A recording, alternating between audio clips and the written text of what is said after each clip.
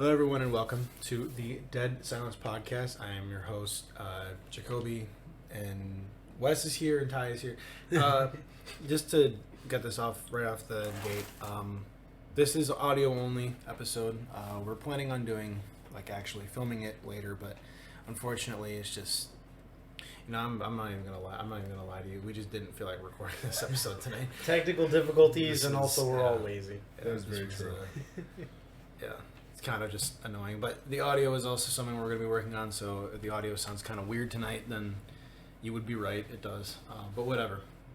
So the point of this podcast is, if you didn't know us from this, we are making a Halloween fan film, and we're really excited about it, but we're filmmakers, but we're also trying to just kind of get our names out there and do everything we can to, I guess, spread our brand as much as we can. So this is just one of the many things that we're going to be posting on our YouTube channel, and you can get clips of this on TikTok and stuff like that as well. So but anyway, today's episode is we're going to be talking about the Boogeyman, 2023's latest horror movie that was kind of classifies as a creature feature, I would say. Yes. Without a doubt.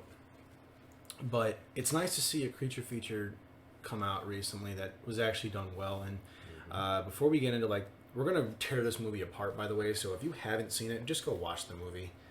Then come back. Just go watch the movie and come back, because we're gonna talk about some other stuff in this episode too. But the Boogeyman is the main thing we're gonna be talking about today. Wes and I took notes just because we're cool like that. You trying to say I'm not cool like that? Ty's got some work to do. Yeah, right. So, You're fine. we definitely have our own. We're gonna completely tear this movie apart. So if you have not seen the Boogeyman, this is your. I mean, we're gonna go through a spoiler-free version, so I guess we'll do that right now. So, just off rip, without spoiling, what were your thoughts?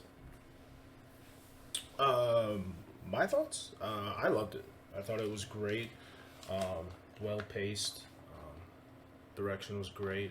I thought it was refreshing. It was refreshing. It's Most it of the horror creeps movies, you out. Yeah, definitely. It does, and it 100%. hasn't been a horror movie. This dude Ty was jumping out of his fucking Hey, seat. I'm not gonna lie. I wasn't the biggest horror fan before I started hanging out with these guys and actually going to see movies in theaters, because I have extreme anxiety. But I'm not gonna lie. Watching the movie, it was anxious in a good way. Yeah. Because I enjoy feeling how the characters feel. I felt really immersed in the actual story based on how the characters were feeling and the way that the shots were placed and the way that the CGI was working with the monster and everything. It looked really impressive, and I could imagine it being something that would exist in the real world, despite it the definitely premise. keeps you on the edge of your seat. It's 100%. not one of those movies where you're laid back, kind of just relax and watch the movie. You are actually enthralled. And another thing about this is that it is kind of one of those movies where we can't talk a whole lot without spoiling it. So unfortunately, this is going to run kind of short for the non-spoiler part. But go see it. Most of the movies that have been coming out over the last 5 years have been amazing horror films. Just genuinely good movies. So if you're one of those people who are still horror is not as good as it used to be, you're missing out. Go watch horror movies again, because they're great. But we felt like this would be a good one to start off our podcast with, our show with, because it's a good movie and it just came out. So yeah, go see it, come back, and now we're going to get into the spoiler part of it, which I'm really excited for. So you have now been warned. We are now entering the spoiler section of this podcast, so do with that information what you will. One thing I loved about this movie, and I'm going to say this off rip, they don't show the monster of the actual monster of the movie until the third act of the movie. And even in the third act, it was in the last 20, 15, 20, yeah, I guess. you don't see the full thing until 15 15, 20 minutes left of the movie. And honestly, for me, that was a really refreshing thing Yeah. because as somebody who doesn't regularly consume horror movies, the trope of like seeing the monster before you even really see the main characters is something that has been done to death, like in the last 5. They 10 immediately years. show the monster, and then it immediately takes away how scary it is. What's great about this movie is that you don't know what it looks like. And you get glimpses, and the glimpses are the most probably You some of don't the know most if terrifying it's- parts of the movie. You don't know if it's like a humanoid. You don't know if it like is supposed to look like a person. It doesn't, by the way. No. You don't know does not. if. And what another thing too, dude. Its teeth aren't teeth. It's fucking fingers. Yeah. That's insane. when it is. dislodged its jaw Yeah, and dude. it like the fingers open up the mouth. I It's was almost- actually it's- standing on end. My hairs were standing on end. On my It's neck, really dude. a lot like the smile of Yes. a creature, but in my Not opinion, really though. Which not I haven't really, seen but that in my movie, opinion, but I it's understand way what they're saying. creepier Yeah. than the one in Smile. Yeah. This one is very, and they do the well job of barely showing it. You get glimpses here and there throughout the movie, but that's what adds to the suspense. I 'cause think they one leave of it to the- your imagination until the very end. Yeah. I think one of the most like suspenseful parts of the whole movie, and one of the best ways that it showed the monster, like in its minuscule amount, was in the red room scene when it was Yes, flashing the dude, light. yes. That scene was probably one of the best horror scenes that I've seen in the theater Me in the too. last couple years. Yeah, and another thing, because Ty brought this up before, about seeing horror movies in theaters, is that since we're making horror movies now, I've been kind of going on a binge and watching horror films, and some of these movies I'm like, damn, I really wish I would have watched these in theaters, because the last horror film that I had seen in theaters prior to the Boogeyman was It Chapter 2, and that was back in 2018. Yeah. So, or no, I'm sorry, was it 2019? It was 2019. 2019. Yeah, Yeah. 2019. So that was the last movie I saw in theaters, and that was great. But this one is definitely a movie. If you were like the unfortunate circumstances where you didn't get to see it in theaters, you're kind of missing out, because the dark theater adds to the It does. creepiness of this movie. And it's the speakers as well, because you can be watching it at home on And the very surround low sound thing, And they even in definitely the play one that with we that. were in, like it didn't have like the extreme speakers, but it still used what it had. Yeah, to, like its you could. full effect. There were some moments in the movie where you could hear, depending on where the creature was, you could hear it on one side of the theater only. Yeah. Like It the actually speakers had me would be looking played. over, like Yeah, even me though we too. were sitting on the wall, Yeah. it had me looking over my shoulder because it was the way that the sound was directed. It sounded like it was right behind you because it was right behind the And character. yeah, so I think that's a really I mean- underrated part that. And Not a also lot the of people opening were talking scene. about. Let's talk. yeah, we're Oh gonna jump right into this. We're gonna jump right into this. That was So, first thing that I really wanted to drive home with this is I wrote here in my notes, more fucked up Monsters Inc. yeah. That's basically I what mean, it you're not is. wrong. I mean, yeah, Not that at sounds all. about But- right. In this case, dude, they kill a fucking baby. It was Right it was off like top, it was like baby. a 1.5, 2 Right year off old top. 2-year-old kid, like not able to articulate words. It completely type blew me because deal. you're not expecting that. No, Not at they all. don't. No, they don't. No, this is not a movie that does, this movie does not have a high kill count at all. No. There's It's not like- a lot of kills in this film at like- all. 4 maybe. But one of the like 3 people that die is a baby. Like, holy shit. Yeah. And yeah, like I was watching it with Wes. I saw it once with Wes and I saw it once with Ty. So the first time I saw it though, I was like, dude, did they just kill a fucking baby? Like, Literally not even in the first 5 minutes of the movie. It was like the first minute of the movie. and they really play with a lot of different horror themes with this, because so the scene starts with a baby in a crib sleeping. The closet door opens, which is a constant motif in this movie, is the closet. Because the original legend of the Boogeyman, which I don't know a whole lot of the actual mythical horror creature of the Boogeyman, but one thing is that he hides under beds and comes out of closets and comes to eat your children. That's like the whole thing. So I think they played really well. Also, another thing to note is that this was a short story written by Stephen King. So it's one of his. Sorry, I'm just making sure. It was called Night Shift. Okay. Released in March of 1973. Sweet. Oh, okay. Okay. I mean, I'm glad that this wasn't. I mean, it aged really well. Yeah, I mean, it- obviously with modern takes. well, and I'm everything, sure that but- they added a lot to it. Yeah, but- well, I mean, they had to if it was a short story. Right. but, Anyway, closet opens up, and this part kind of confuses me, because you hear the dad played by David Desmelchin, which he needs to be in more horror movies. If you don't know who that is, that's that Polka man- Dot Man. He, Polka Dot Yeah, Man. He- Polka Dot Man. he's very talented. He just Amazing actor. He needs to be in Amazing. more horror films Mhm. because he killed it in this. Absolutely Yeah, killed he it. did. Even though Um, his part was very short. It was Yeah, but it was criminally very short, but it was very yeah, it was crucial to the impactful. story. And important. Very, Yeah. It literally drove the plot forward. So- But if he didn't show up to the house, the movie wouldn't have happened. Right. So, the Boogeyman has an ability to. Well, okay. So you hear the dad's voice. I'm just going to say it at this. You hear the dad's voice, and the dad is telling the baby to go back to sleep, Mhm. whatever. And then all of a sudden, you hear like a weird like crunch noise, like a Yeah. I don't know, it's a weird sound. And this is what kind of threw me off because I didn't know if that was supposed to imply that they had just killed dad, or if I don't know what was going on. So I think what you were talking about is as the dad is talking, his voice starts to distort a little bit, Yeah. and it bends, and it's like what the creature's ability is it basically uses. It's kind of like the Predator in the sense that it mimics people's voice lines, and if people talk enough, it's able to mimic their voice perfectly. So what the creature did is it was trying to use pieces of the dad's voice that it had collected to try and soothe the kid to quiet it down so that it wouldn't like draw attention to itself. Right. But it didn't do it well enough, so instead of doing that, it just I mean, yeah. And what's crazy about it, and we're gonna get into this later. And I won't bring that up now, but yeah, that kill is just so. even like, though it's you off-screen, know it's they're like, building it up, and you're like, no way they're gonna fucking do that. Yeah. And you see a blood splatter on a picture frame, and you're like, what? Like, I'm so pretty sure that's exactly what I that said. is the cold open to this movie. Yeah. Cut to a new family now. It's actually in a therapist's office. So the dad of our main character's name, the character name is Cassie. Actor name or actress name? She did amazing. Yeah, For- she I'm actually sorry, did. Cassie. For Cassie. Was that her name? No, the older or younger one? Older. The older, that was Sadie. Sadie. Sadie, played and then by the younger Sophie- was Sawyer. Sophie Thatcher.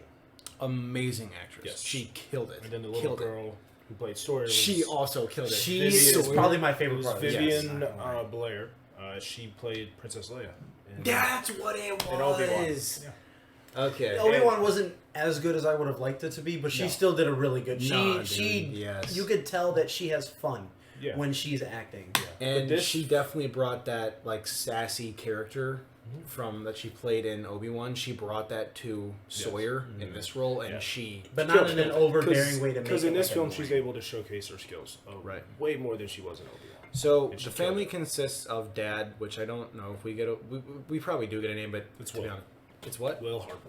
Okay, Will. We'll see. We have Will, Sadie, and Sawyer. Sawyer is the youngest. Sadie is the oldest, and Will is dad. So we see dad. He's in a therapy session, and while he's talking, Sadie opens up the closet door, but this time we're inside the closet, not outside, which I thought was kind of cool. It's kind of an inverse of the cold open. So then we get into this scene where Sadie grabs a dress and she smells the dress, and then she wears it, and that's what she's going to be wearing for school. Dad says, oh, it's their first day back in a month and whatever, and then the patient says pretty much like, listen to me talking about my bullshit, and what you're going through is way worse. And then we get to the main issue of this. My biggest problem with this movie is that I'm over the grieving thing. Can we move past this? Like, it's been in so many horror films recently that the main theme and the main conflict of the film is grief. Yeah. And to be honest, let's just get over it already. I mean, I think in this movie it kind of helped with the whole theme, only in the sense that like it's something that people can relate to, so it kind of helps and I heighten the understand tension of the that monster because aspect like, of it. Yeah, I understand the relatability Mhm. to that, but it's more of this theme has been used a lot, and I'm kind of tired of seeing it. It sucks because it's a tired trope, but for this movie, it works really well. They did a very because great it's job handling pretty much central to the entire movie. Like if that wasn't going on, then the movie I feel like wouldn't be as tense as it is, because it's like, is it a ghost thing? Because she's trying to. Part of this is we'll mention later as well. Is that she's trying to contact her mom because she's so stricken with grief and overcome with her grief that she tries to speak with her. Right. And then I think part of her paranoia is that did she bring her mom back, but it's like in a malevolent way, like almost in a Conjuring sense, or is it the monster starting to play with her and her emotions as well? So it's a really good way to like explore the dichotomy of those two. The things. whole family is going through a different stage in the grieving process, and which I think is extremely well played. And mom dies. Mom is the one that is dead. Come to find out, she was an artist, and she got into a car accident, and she died. I think it was like a week before the story starts. Okay. Before the movie starts. So, but all the characters are at different points in the film. Dad, which I wrote here, father is suppressing his loss by burying himself in his work. Sawyer is basically she's at acceptance at this point. She doesn't really. You don't see it really affecting her as much as it does. Which is surprising considering she's the youngest. Yeah. Which I don't know if that is just kind of like part of her character trope that maybe she just doesn't understand it as much. I think that might be part of It could be that. But anyway, so yeah, Sawyer is basically at acceptance at this point. Dad is pretending that it's not a big deal when he's very clearly grieving and in that type of mindset, and it's just not whatever. He's the father. He's the rock. He has to try and be the support for his family and not show them how he's feeling, regardless of how he may feel. You know. Right. So then we get into. I'm going to skip a few stuff because I want to make sure we get the whole movie. So now, they go to school. One thing I love about this movie is that they actually get bullying right. They do bullying right. Yeah, they do. Because in a lot of times in horror movies, what you see is like true bullying does not happen. Hey kid, let me take your lunch money, or whatever, like that stupid shit. That doesn't happen in real life. That's not real bullying. Maybe it was at one point. It's not anymore. Yeah.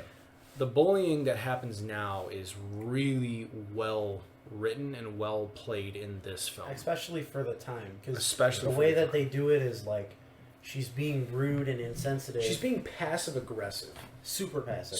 Passive aggressive. At some point, she just gets straight up aggressive. Yeah, and there's that. But she's trying to play off all of her bullying as a joke, and the character's name is Natalie.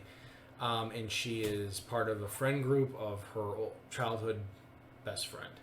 So she's wearing mom's dress. Sadie is wearing mom's dress. She wears it to school. Everyone at school is like kind of staring at her and giving, hey Sadie, sorry about your mom. Everyone's just kind of being weird. Sadie's in her locker. It's been a month since was it a month or mom? Because so it's been a month. So yeah, it was a month. Okay. So she comes back and whatever. Natalie and that whole friend group comes up and they're being kind of passive aggressive. Oh hey, sorry about your mom, and like, oh, pretty dress. I wish I could like pull that off. Like just being really like not I don't know. Like how people.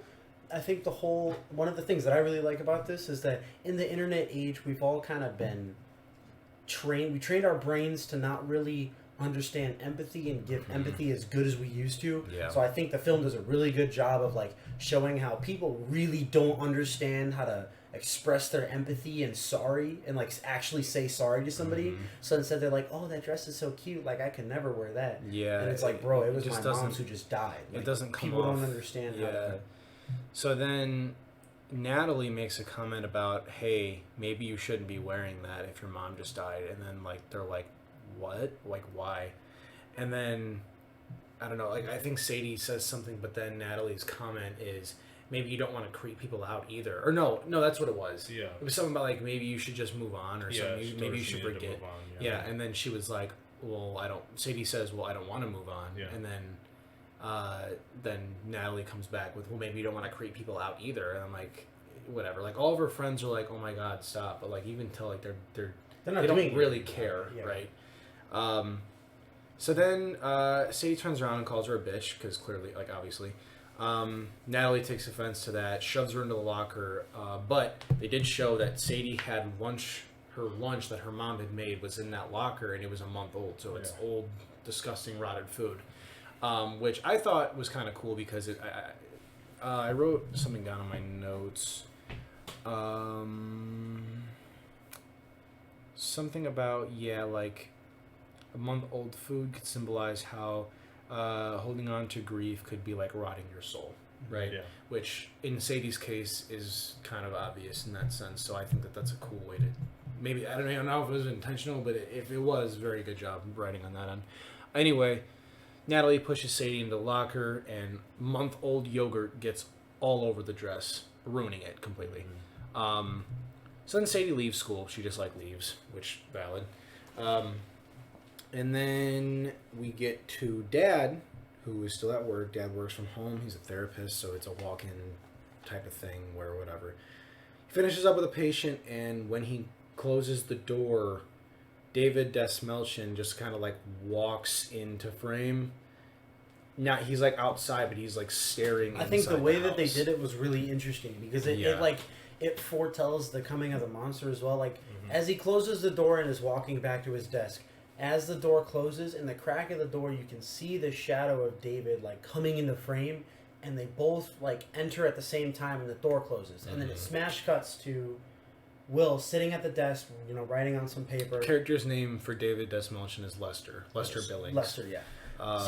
And then it cuts. So then Lester makes his way into the room. Or no, what does he do? He literally just walks into his house. He He walks through the back door and then walks into the therapist's office. The therapist's office, which is right next to the back door, and Will is just dumbfounded because it's just a random guy in his house. It's just some rundown, depressed-looking dude wearing all black with, an unkempt face, unkempt hair. He looks like a homeless guy. He looks literally a dude who wandered off the street. He looks like someone who could possibly be dangerously in grief, or mentally unwell, which I think is kind of a cool way. I think that Lester is supposed to be kind of like a mirrored version of what Will is feeling on the inside. This is what Will could be experiencing, but he's not yet, right?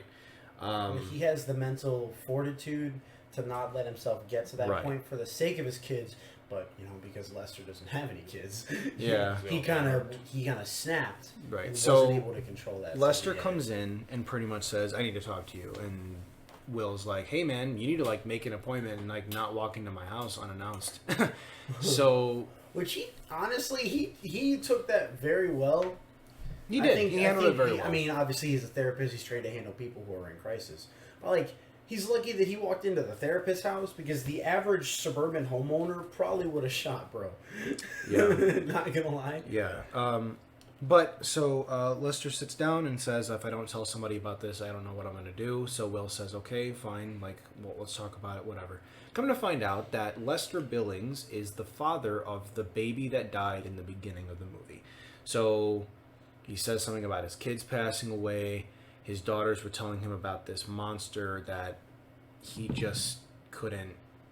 They just didn't believe. They thought it wasn't real and whatever. But now he's like, it is real. Obviously, Will hearing this is like, okay, well, this dude's fucking delusional. What is he talking about? He has a notebook with him, and he rips a page out of the notebook, and he shows it to him. And we don't get to see it initially. Yeah. But the look on Will's face tells you that, he's processing it and being like, okay, this guy is actually nuts. Mm-hmm. There is no part of this story that has got to be real. Yeah. And so then, another thing too is that when Lester comes in and sits down, the closet door is cracked open and he asks Will to close the closet door. Yeah. Kind of giving that foreshadowing as well. So this scene reminded me a lot of the beginning of Smile. A lot of this movie reminded me of Smile, but this movie reminded me of Smile. This part of the movie reminded me of Smile a lot, which I thought I would just kind of throw in there, just to mention it, I guess. But, so then, this part kind of gets hazy for me. So I remember. Okay, go ahead. Alright, I lost my train of thought. One thing that I'd like to mention is that Will sets down a recording device on the table between the two of them and says, "Hey, this is just for like insurance purposes, in case anything happens. I have to have this on recording, like for the law." So he's like, whatever, he's telling the story, he gives him the paper, and then after Will sees the paper, he kind of changes his demeanor. He goes from less friendly and more like on guard / disturbed. Mm-hmm. So he says, "Hey, like, sorry to cut this short. I just got to go to the bathroom real quick. I'll be right back," and kind of shimmies out of the room, making sure that Lester's not moving. And then as soon as he leaves, he bolts out the door, and then he cuts. Well, you're forgetting this one part where Will stands up and says, I need to go to the bathroom. Lester slowly, like intimidatingly, stands up. Oh, yeah. But the thing about David Desmilchin is this dude is like 6'5". Like, he's a massive guy. So he just towers over Will and is like staring down at him and says, "You believe me, right?" Because at this point he's told Will, both of my kids died. We had lost, so he had 3 children.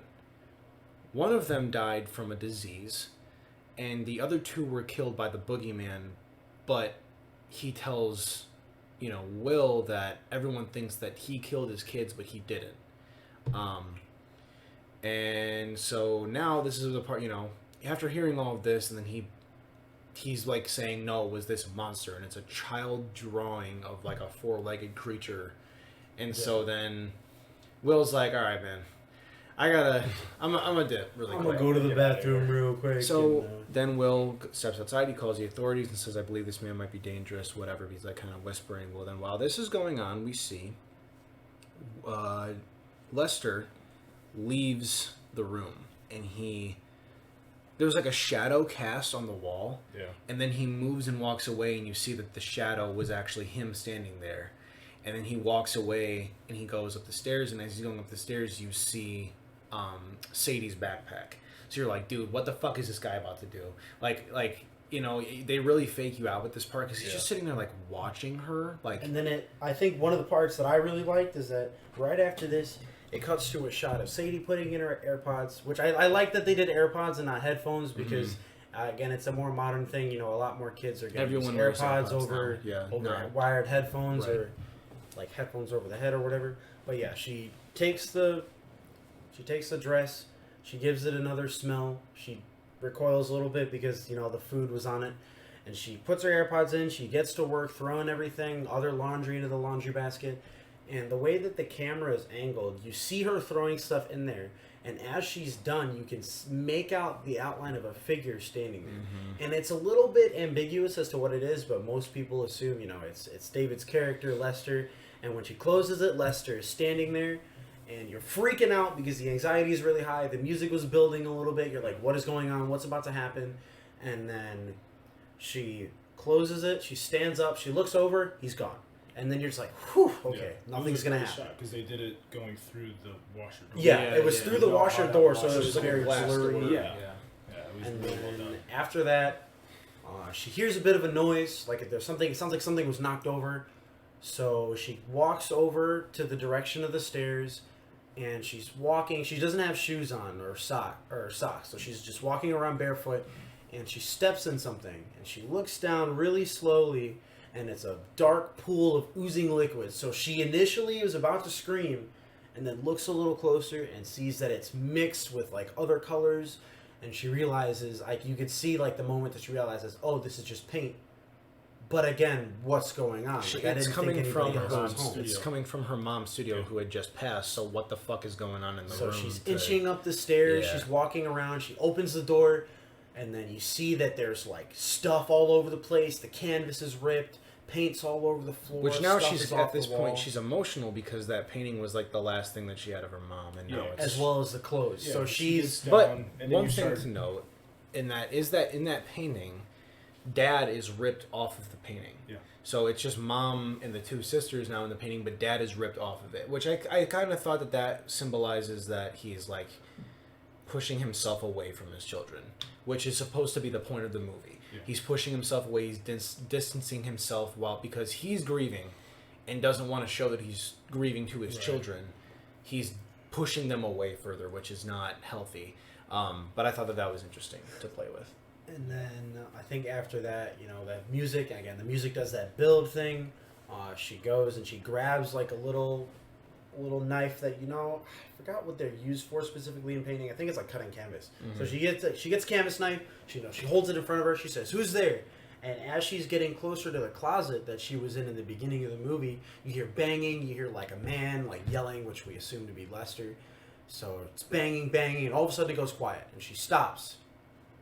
And you can feel the anxiety and the fear that's radiating off of her, because you can tell, you can see it in her face. And as she's walking over to the closet door, she gets to it, she swings it open really quickly, and then she walks in. It's super dark in there, so you can't see anything. The light is flickering, and then she's standing in the closet. She's got her back to the door, and on the door swings closed. Yeah, the door swings back closed, but she doesn't turn around. She's just standing there. She's still trying to figure out what's going on. And on the door, you could see the shadow of something. You're not sure what it is. This moment had me freaked out, because I was you could see what definitely it is. tell what it was. You could see what it is, but it's still out of focus. dark. And and at this point, you're not sure what the monster looks like, so you're not sure what it could be. And at this point, too, I think that they were trying to play with, making the audience believe that he could be the monster. Yeah. And he could be the one... Because, you hear his voice when it appears in the cold open. You hear David Dustmalchian's voice. A distorted version of his voice. So you're like, dude, is he the monster? But then he's just, sitting there, and you were all everyone in the theater, I remember, just went quiet, silent. So then, as the door swings closed, Dad busts through the fucking door, which scared the shit out of me. Scared me too. We all jumped in our seats. So then, Dad busts the door, and he's like, "There's a guy in here. I don't know where he went." Blah, blah, blah. And then, as he's talking to Sadie, he looks over, stops talking, and then just stone cold face. She turns around, sees him hanging there, screams, and he covers her eyes, and. So I think the way that they did it as well too is that he bursts through the door and then immediately turns behind her, and she's still got her back to the door, right? So he's like, "Hey," how Jacoby said, "Hey, there was this guy that was in here. I'm not sure where he's at. I think he's dangerous. We really need to go somewhere." And then as he's saying this, he gets cut off mid-sentence because he looks slightly over her shoulder, and then just straight, his you could see the color drain from his face. And as she kind of turns around a little bit over her shoulder, and as she gets a full view of the door, the light flickers back on, and you can see his body just hanging on the door. Yeah. Which, for a guy who's 6'5", it's really hard to hang someone on a door. Yeah. So that was something that freaked me out, because it's it was up there. And she starts screaming, and not even a second after she's got her mouth open, he covers her eyes and pulls her away from the door, and she's still screaming, and it cuts. And I think that was a really good I think the way that they shot it was really well, because it was holy shit, what's going to happen? Where's he at? Is he in the back? Is he in the front? What's going to happen? Lester, I don't know if it's he hangs himself to get rid of, be done with the Boogeyman, or the Boogeyman was going to attack him or something. The Boogeyman definitely attacked him, because of the way that I feel like the way that the sound was going, the way that they had the sound going, he wouldn't have been struggling if he was trying to hang himself. He would have just kind of done it and gotten over with.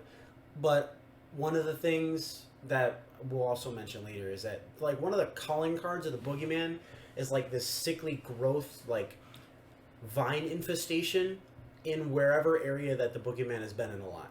And in the closet, I don't think there was any there in that scene, because he hadn't really taken root, so to speak, in the house. But later down the line, you can see that that whole area is completely covered in vines and the sickly growth, and it kind of represents it taking root in the family, and showing its true color. I don't know, you can't describe it. So I'm gonna kind of skip ahead a little bit, but basically Sawyer comes home. Dad's like, "Hey, maybe we shouldn't let your 8-year-old sister be hearing about this, so whatever." That night though, so they show this light that Sawyer has, which is a really, really cool... The moon? It's like a moonlight. Yeah. So it's a little moon but it's a light. So like I've seen these before. I But need me one of just those. radiates. They're very cool. It's just a ball of light, pretty much. It's a ball of light. And in the beginning of the movie, she rolls the light into a dark closet because she's scared that monsters are in her closet because she's like she's literally like 6, 7, or 8. Like she's got to be somewhere in there. Yeah. She rolls the light into the closet. It lights up the closet. Nothing's in there the first time, but then this time she's laying in bed. And Dad says like, "Oh, I don't know how you sleep with all these lights on." Blah blah blah. So then Sawyer, she like cuddles up next to this light, but Boogeyman. This is the first attack of the movie. Is in this scene, and the Boogeyman.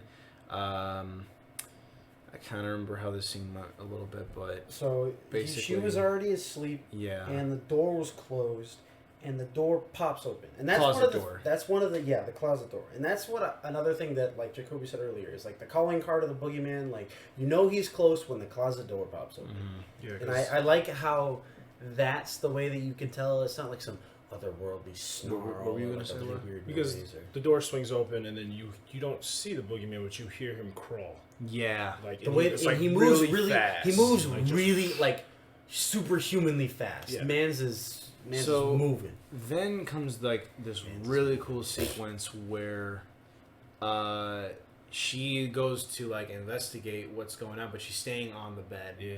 And then all of a sudden she like inches closer toward the closet door. Closet door flings open, like flies open, and out crawls this thing, but you don't see it. You just like kind of see like it's like a shadow. Like You it see just, this. You see the silhouette just it just zooming slides under under the bed. And so then me and Ty's favorite shot in this whole movie. Rolls it under. Yeah, Oh, it was where great. she's the bed. No, not even sitting- that. Not even that. It was right before. So the camera goes from like sitting upright and it's looking at her. She goes and looks under the bed, but the camera like rolls and it flips upside down. So it's with positioned. her head. So from the door, it's positioned on the left side of the bed, standing straight up, and she's still laying off the bed, but she's got her arms perched up so that she's like still upright. But when she goes to like turn and look under the bed, she swings her arms down, and as she turns, the camera follows her through under the bed and Yeah, like literally rolls. through. So Yeah. it's funny because the way that it is like it swings to where the Boogeyman would be laying at if it was there, and it swings under, and you could see her head, and her hair is like hanging over her head, and she's got the moon. Was it on the bed still? It was on the bed still. So it was on the she- bed next to her. So she was just Yeah. looking down, and the camera scans under completely dark environment, so you don't Yeah. see anything. The Boogeyman doesn't make Pitch noise. black, yeah. Pitch black, no noise. Like it was dead silent in the theater. Everybody was kind of sitting on the edge of their seat. So then what she does is she takes it from over there, and she puts it on the floor, and she rolls it. And when it rolls, it spins from the top of the right side, through the middle and down to the bottom left side. And as soon as it hits the bottom left side, you see the face, the monster yells, she freaks out and jumps You up the see bed. part of its face. You see I think it was and there's like, a big it was thing like with this 3 movie where it's quarters. like it literally just shows like the light the reflecting really off of its dim eyes. slits for Yeah, eyes. and it's really cool. But they show that, and you kind of get like a little bit of its like quote teeth. It's like a jump scare. It was like one of the few jump scares in the movie. So then, Which but I then like. I'm not a jump scare guy. the thing like it doesn't really like go at her, but it jumps kind of out of the way of the light, which Yeah. you'll learn later is a thing. So then Sawyer gets freaked out and she falls off the bed, and I thought that the Boogeyman like grabbed her. Yeah. That's what I thought So was did I happening. originally. So then now, because you still don't really know what this creature is, and this is what I say, like I like the tropes that they do. So then cut to Sadie, and Sadie's in her room, and this happens a lot. While Sawyer's getting attacked, they just like randomly cut to Sadie and whatever the hell she's doing. So it helps. It's kind of annoying because like you It want to helps build see what's suspense, going, but it yeah. helps build suspense because you sort of. I think at the beginning of that shot when it cuts, you hear the thump of like Sawyer hitting the ground, but Sadie is. I don't think she has her headphones in, but she's just kind of sitting on the floor of her bed. You know, she's got her laptop out. Looking at videos of how to talk to the dead, which you're like, okay, red flag. Yeah, it's a big red flag. That was really so, weird. But then out of nowhere, Sawyer kind of comes into frame, but you don't see her face, which is what I like. So now, when I first saw this, I was like, dude, is the Boogeyman like a shape-shifting This had monster? me freaked out because I thought the exact Because same the thing. way that they frame it, the way that the shot worked, it just The way that the lighting it was, is implied there was lighting behind Sawyer, and But there was a not on little her face. dim light Yeah. from Sadie. So there was enough shadow in between those two characters that you couldn't see what was on. You couldn't see what was on Sawyer's face. So I was sitting there, and I was like, "Dog, did she just get possessed?" Yeah. Like I thought I was about to see like some Exorcist type deal where she contorts and then attacks her sister. That But I would've like been that they wild. didn't do that. I like that they didn't do that. I'm really glad. But I like that they tried to like mess with the audience about that. I think like that. they did it in a good way and not like in a super annoying way. But like she didn't have a real gravelly voice or anything weird. Right. She was just kind of talking. No, It's but like, then she oh. drops this line that's super eerie because she just goes, "There's something in my room," in a really dim, like low tone voice, and you're like, "Oh fuck."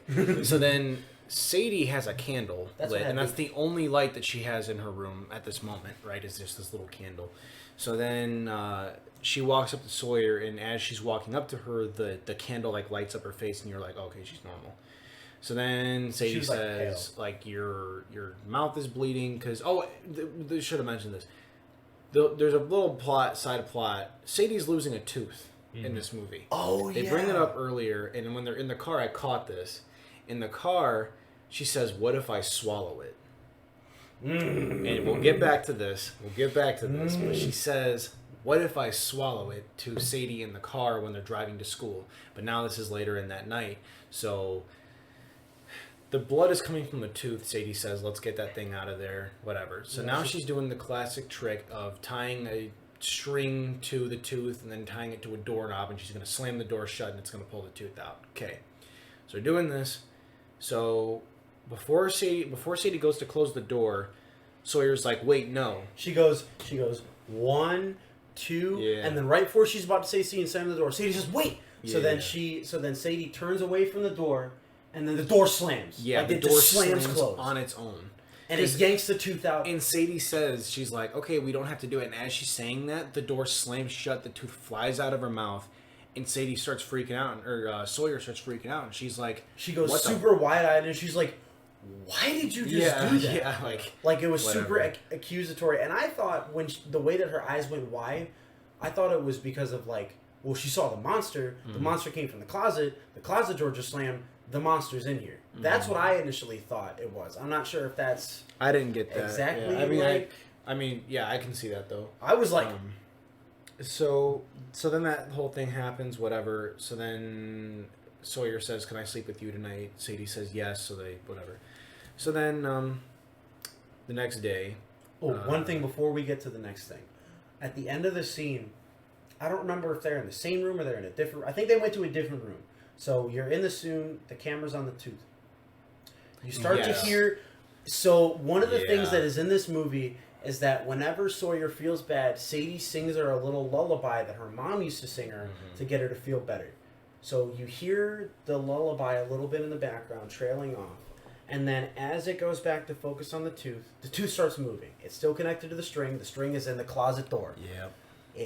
And you start to hear the distorted voice of Sadie singing the lullaby as the tooth starts to slide up the door, and then it zooms up, and then it goes into the crack of the door, and you hear That's that it. it cuts, Yeah, and it it cuts cuts. to the next day. Next day. And that was something that I thought was really cool because it was another And it does display play of the- it does play an important role later with like one of the grossest scenes in the fucking movie.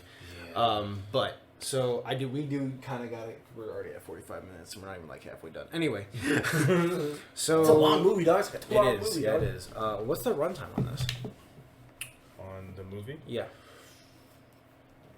I was I think it was thinking an hour and a it hour was and a an half. hour That's and a okay. half. That's fine. Yeah, I mean, we left. When did we leave the theater? Like 10. Dude, yeah, it was like 10 something. It's an hour 38. Yeah. Okay. So not a terribly long movie, but No. I thought it was a little bit longer than I thought. I don't know. so. I just kind of sit through this stuff. Okay. Oh yeah. Also, I put in my notes here because Ty is when the two started moving, and Ty yells out in the middle of the theater, "Leave them alone!" bro." Okay, so now we're in the therapist session. The therapist scene. with Oh The my! red light. with Dr. Weller. Dr. Weller. Yeah. This was my favorite scene in the movie. So That was now creepy. we're at this really, really cool scene from the trailer. That shit had me bugging. So this therapy session is obviously a grief counseling thing with two kids who are trying to process their mother's death. Sadie asked the therapist, "What do you think happens to people after they die?" Again, another red flag. Weird as hell. Yes. So the therapist kind of brings her comfort and says, "When my dad passed away, I kind of thought that I felt him everywhere, and I don't know if I did or not, whatever." So then Sawyer says, "What about other things?" And so then you're like, "What you mean, bro?" Like it kind of the weird about? thing about it is that the camera was centered on Sadie and the therapist having a discussion. Sawyer was kind of sitting on the other couch quietly, and when she says that, the camera doesn't swing, but it cuts to her in the middle of the frame, and it slowly starts moving in. And, like, she's standing there kind of fiddling with her hands, like, super nervously. And she looks up and she says, does she say it or does she say it? And then she's kind of sitting there fiddling. Yeah, she kind of says it, and then, because that's what, like, draws the attention to her. Is like, okay, what about other things? She and says like, it, what are and you then, talking about? So then she's like, oh, I like, what about, like, a dark things and, like, shadow things? And so then therapist says, hey, happens. Sometimes your mind kind of tries to fill it, like when you see something you don't understand, your mind tries to fill in the blanks of what it is. Because then Sadie says she started seeing this quote monster after that man hung himself. So then she's like, okay, well, when you see things you don't understand, it kind of just is like a way for your mind to accept, like, to kind of show what's going on. So then they do this exercise because Sawyer is afraid of the dark. Yeah, they do that immersive therapy. So shit. Basically what this is this exercise is supposed to do is that it's a cube light, which is a really cool light, by the way. Yeah, it is. We should get it. We should. Yeah. It's a little cube light, and the therapist can control it with a remote. She says the light is going to stay on for a little bit, and then it's going to click off, and then it's going to click back on, and the point of it is that it's supposed to start flickering show... And the time between clicks gets longer and longer, so the room stays dark for longer. So what it... And like the light doesn't show that much for whatever. Anyways, it doesn't show that much regardless. So then, they do this exercise with the light, and the light, it's really fucking cool because Sawyer is freaking out. Like, At the beginning, I want to say this: at the beginning of the scene, the closet door. There was a closet door in the therapist's office. Right, the door was closed when they started the experiment, and when they start the immersion therapy, Sawyer glances over at the first click. So the light is red. All the other lights are off. The light is red. The first click, it clicks back on. Sawyer glances over to the closet door, and it's open. I didn't notice that. And I was like, dude, when I saw that, I was like, holy shit. That's cool. This is going to be terrifying. I saw it 2 times. So I was sitting there and I was gripping the sides of the seat, like staring at the screen because I didn't want to look away. I didn't cover my eye for this one. And I was staring at this one. Dude, for half of the time, because I get really, like, sensory overload on a lot of stuff like that. Yeah. So, but for this one, I was like, okay, this is going to be good. So the light clicks off. It clicks really back on, and at the beginning, there isn't a lot of movement from the monster, but there's a really good shot on the third click. When it clicks back on, you see the therapist, and she's standing there. But she's standing there with a really creepy ass smile. One of those creepy, menacing smiles. Yeah. And it had me freaked out because I was like, holy shit, okay, never mind. Yeah. But it was like, the way that they added it in was really nice and heightening the tension in a natural way. Because it's like, oh, well, she's just being sweet, but she's got a really, really weird look on her face. She does. So at the fourth click... I did notice this. So during the clicks, at this point, Sawyer is like cuddled up with Sadie. Yeah. And Sadie's kind of holding her. She's like, you're doing so good. She's holding good her, job, but whatever. she's got her back to the wall. Dude, right? So she's got her back to the window and the wall. You can see the boogeyman's eyes behind Sadie. Yeah.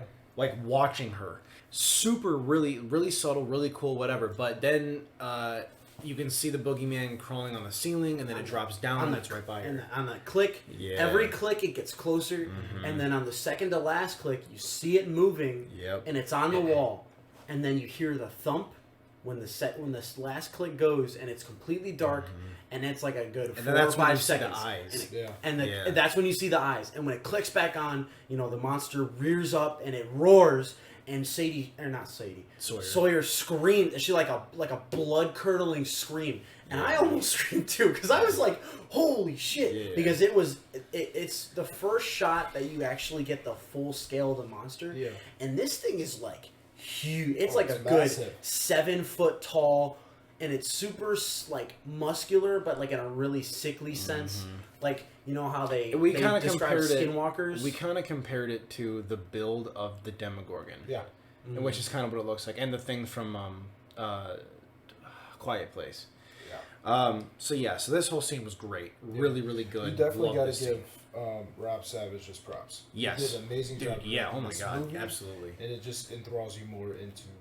Really, really good. He horror. definitely knew what he was doing Yeah. with a lot of the shots and the placement of everything. So we do kind of gotta cut through some of this. So anyway, now we're at the second big scare of the movie, kind of the same thing as the first one, except this time now the boogeyman is using Sadie's voice. Yes. So big fucking Because this is when she was under the covers, right? Right. And she So came in. so she Oh comes my in and she God. goes to check on Sawyer, and she, you think it's like Sadie going, "Hey, like, you did really good today, whatever."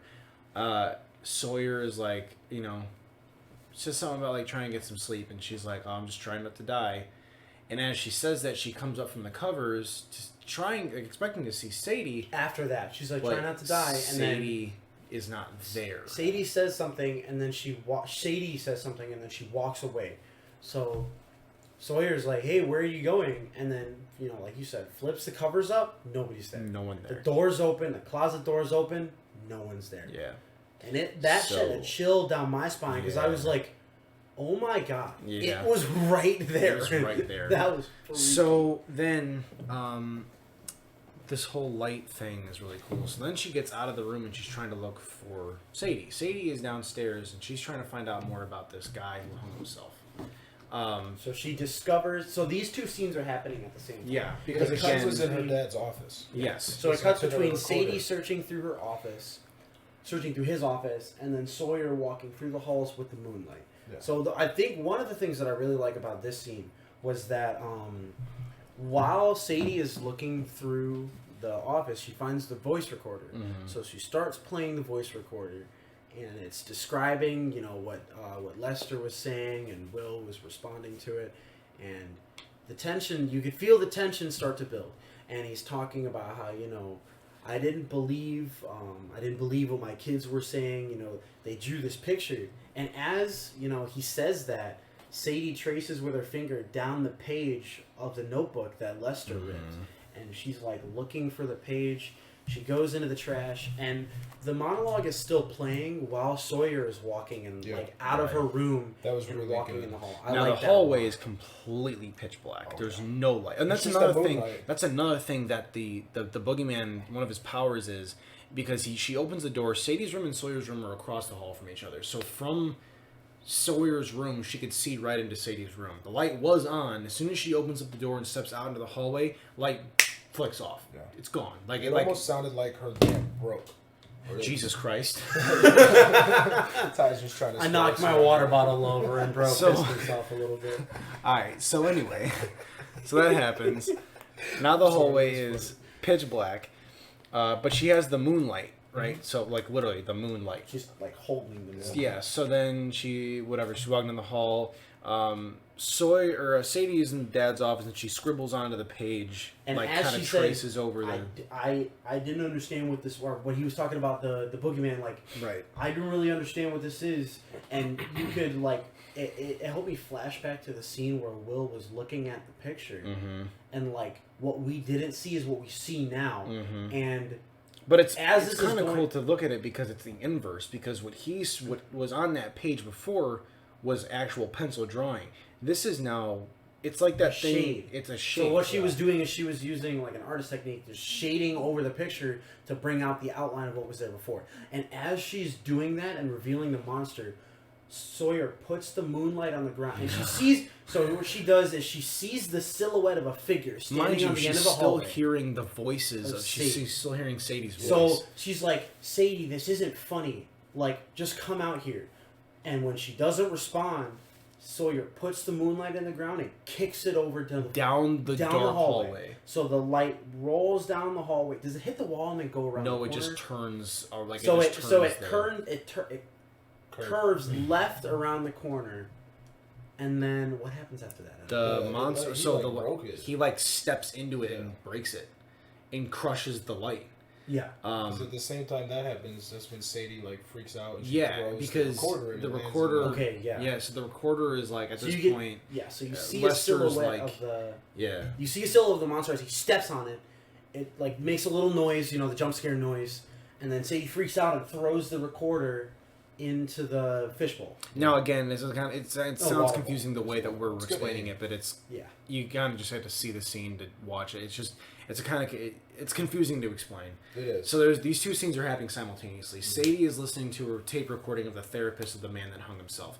Sawyer is being attacked by the monster right now. At the same exact time. At the same exact time, these two things are happening. So then she gets scared because this noise starts coming out of the recorder, assumingly the boogeyman. Yeah. And she throws the recorder. It lands perfectly into this water pitcher. Now, at this point, they just stop showing Sadie or Sawyer. They stop showing her.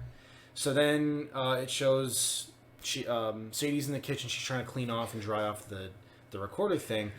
Well, then you hear the boogeyman coming after Sadie now. Really weird that he would just leave a target and then go to someone else. But anyway, he does. And so then you hear him I think she crawls across the ceiling and he makes a noise or whatever. So she turns around and she opens up the fridge. Standing next to the fridge. So she opens it up and you see the eyes in the corner. All you see, the corner the fridge light isn't very light, so all you see is the eyes in the corner of the thing. So then it cuts back to Sadie and she's looking at the thing whatever. As she's closing the fridge, though, you see fucking Sawyer come out of nowhere the shit out of her. And kicks the shit out of Sadie. She's like, "That wasn't funny," and kicks her right in the shin, dude. And dude, when I saw this, I think when I first saw this the first time, it scared the absolute shit out of me. Scared the absolute shit out of me. I was like, "Oh my god!" So then. I literally put in my notes here, "What the fuck, Sawyer," in all caps, because that scared the shit out of me. So then, whatever, back and forth. And then Sawyer's like, "That wasn't funny. That was a mean prank." And so Sadie's like, "What are you talking about?" Yeah, so this whole thing happens, whatever, their conversation. Well, then Sawyer sees the outline drawing of the monster. And so then she's like, "Hey, is this the thing you've been seeing?" And she's like, "Yeah." So then now she's like, "I'm going to find out what it is." So then it cuts the next day at school. Next day at school, she's like, "Hey, I need to run." She tells her friend, "Hey, I need to." One of the things that we didn't mention is that from her discovery in her dad's office, she finds She finds Lester's address. Yes, Lester. As she was cleaning off the thing, she was on a computer. Yeah. She was looking for She was looking up Lester, just Googling Lester. Right. And it was. What is this in the 90s? No, I'm thinking of something else. I'm thinking but it comes up. Of the Transformers. It comes up. It comes up on the computer that these two parents are now they're address. Yeah, so she gets Lester's old address. Yeah. So like you said, cuts to the school. Sawyer. Wait, did she find the video recorder after? Because remember, she was sitting on the toilet with the video recorder watching. That's later. Is that later? Yeah, that's later.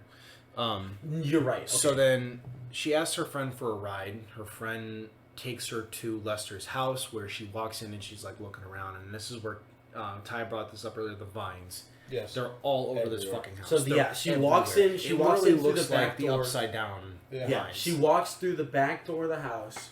She goes in. It's super run down. It looks like people haven't been there for a really long time. She opens the fridge, closes it, and is about to walk away.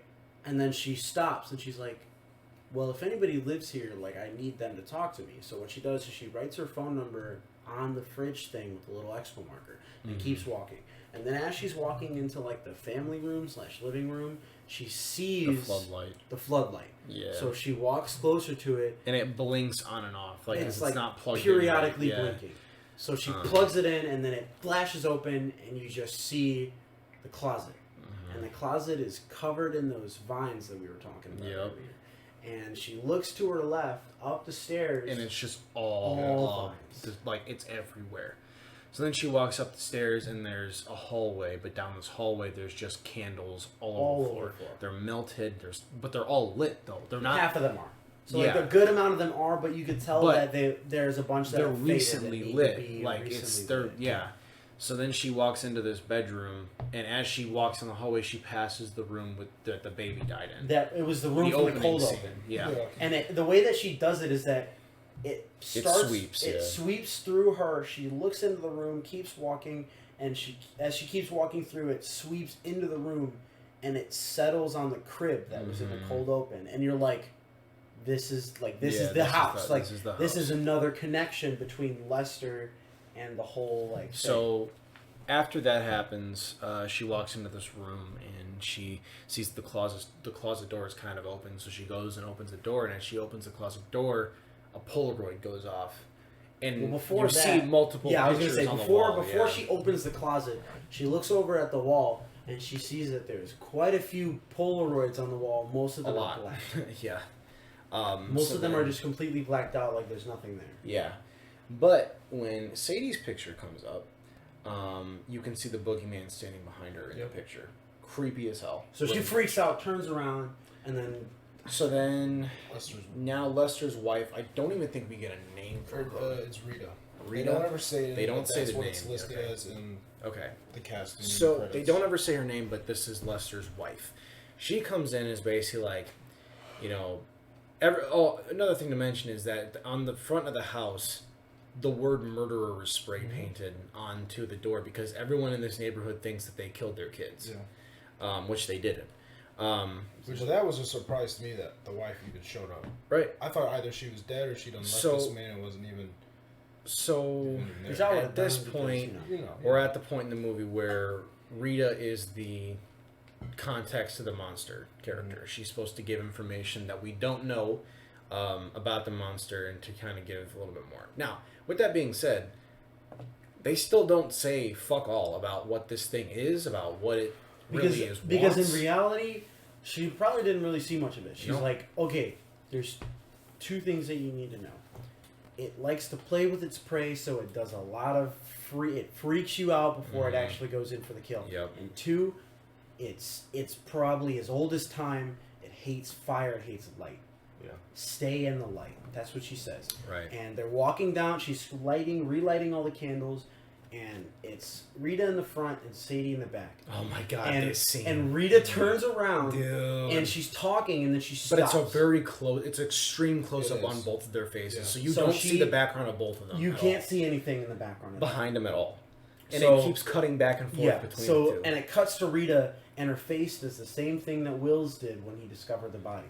Stone cold, no expression. She lowers her voice really quietly and says, "Don't move. Don't move." It's right behind you. Like in the quiet place type, like. But quiet. like, dude, it's such a because it's that feeling of like you're like, it's standing right behind you.